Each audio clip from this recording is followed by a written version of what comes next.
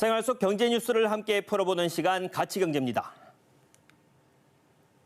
휘발유 가격이 다시 오르고 있습니다. 지난해 11월 정부가 유류세를 인하하면서까지 가격을 낮춰놨는데 1월 초 바닥을 찍고 다시 가격이 오르기 시작했습니다. 이미 대구와 경북 휘발유 가격은 1,700원을 넘어섰고 서울은 며칠 내로 1,800원대 돌파가 유력합니다. 같은 시기 국제 유가도 25% 정도 치솟았습니다. 배럴당 95달러 정도로 7년 만에 최고 가격인데요. 전문가들은 곧 100달러 돌파를 예상하고 있습니다. 사실 국제적으로 기름값이 오를 수밖에 없는 환경이 조성됐기 때문인데 코로나 백신 보급 이후 세계 경기가 회복세로 돌아서면서 소비가 늘어나고 물류도 늘어나니 자연스럽게 원유 수요도 늘어난 거죠. 게다가 세계 원유의 13%를 공급하는 러시아의 우크라이나와의 전쟁 리스크도 한몫했습니다. 에너지경제연구원은 러시아의 우크라이나 침공이 현실화되면 원유 가격은 배럴당 150달러까지 오를 것으로 전망하고 있습니다. 여기서 잠깐 기사를 볼 때마다 나오는 원유와 관련된 개념과 용어 짚어보겠습니다. 우선 원유는 생산지에 따라 세 가지로 나뉘는데요. 서부 텍사스유는 미국 텍사스주와 뉴멕시코주 일대에서 생산되는 원유로 국제 원유 가격을 결정하는 기준이 됩니다. WTI로 표시하죠. 황함유량이 적어서 품질이 우수하고 정제했을 때 석유화학 제품을 만들 수 있는 나프타나 고급유를 얻기 좋습니다.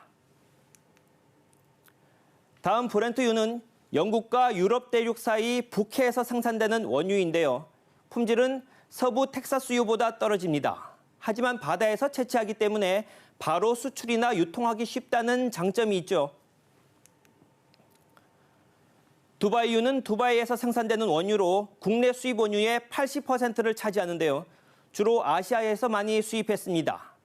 황이 많이 포함되어 있어 품질이 가장 낮지만 가격이 싸다는 장점도 있습니다.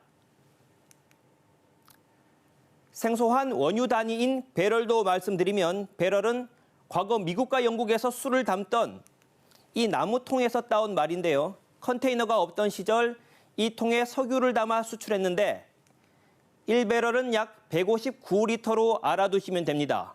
일반적으로 쓰는 200리터 드럼통의 4분의 3 정도로 보면 되죠. 원유는 다양한 제품으로도 만들어낼 수 있는데요.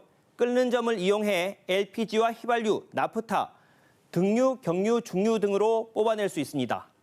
특히 나프타, 즉 납사라고 불리는 제품은 석유화학 제품 원료로 사용되는데요.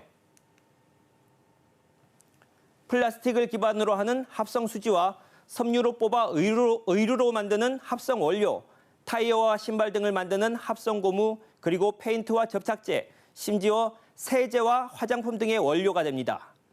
따져보면 사실상 공산품 대부분이 원유로 만들기 때문에 국제 유가가 오르면 물가 상승, 즉 인플레이션이 올 수 있죠. 그래서 모든 경제 기사가 기름값 등락을 예민하게 다루는 겁니다. 정부 역시 유가 폭등을 위기로 인식하고 대응에 나섰는데요. 오는 4월 말 종료되는 유류세 인하 조치를 연장하고 비축유 방출도 검토하기로 했습니다. 하지만 우울하게도 당장 국제 유가 상승 요인이 더 큰 만큼 한동안 국내 유가와 물가는 오름세를 이어갈 것이라는 게 대부분 전문가의 분석입니다. 가치경제였습니다.